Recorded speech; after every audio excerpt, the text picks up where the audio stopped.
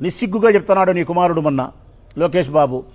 ఇస్తా ఏం, నా ఇష్టం ఇస్తా, 99 పైసలకు లీజుకి ఇస్తా. ఒక విలేకరు అడిగిన ప్రశ్నకు భూములను మీరు దారాదత్తం చేస్తున్నారు కదా అంటే ఇస్తా ఏం, నా ఇష్టం.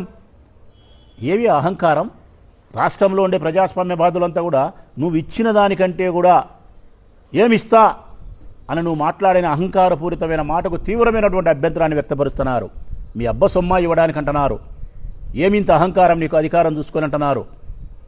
ఈ అధికారం శాశ్వతమా? నువ్వు 2 సంవత్సరాలు ఉంటే పోతుంది అధికారం.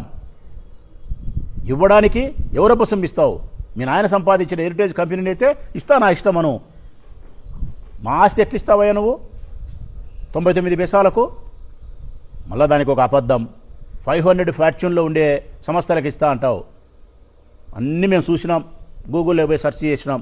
నువ్వు ఏ లూలు కంపెనీకి, ఏ ఆర్టీ కంపెనీకి, ఏ రియల్ ఎస్టేట్ సంస్థలకు ఇచ్చినావో ఇవన్నీ కూడా నువ్వు చెప్పినట్టు 500 ఫార్చ్యూన్లో లేవు.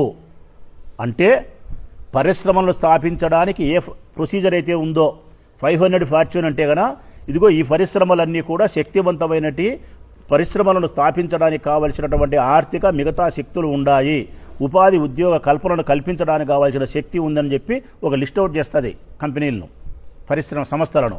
ఆ సంస్థలు ఏదైతే 500 ఫార్చ్యూన్లో ఉంటాయో అవి కొద్దిగా నమ్మబలికినేటి.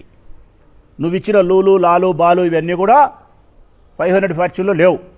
అంటే ఎన్ని రియల్ ఎస్టేట్ సంస్థలు, ఎన్ని బోగస్, వాళ్ళతో మీరు 100 కోట్ల రూపాయల డబ్బులు కొట్టేసి వాళ్ళ కట్టబెట్టే ప్రయత్నం.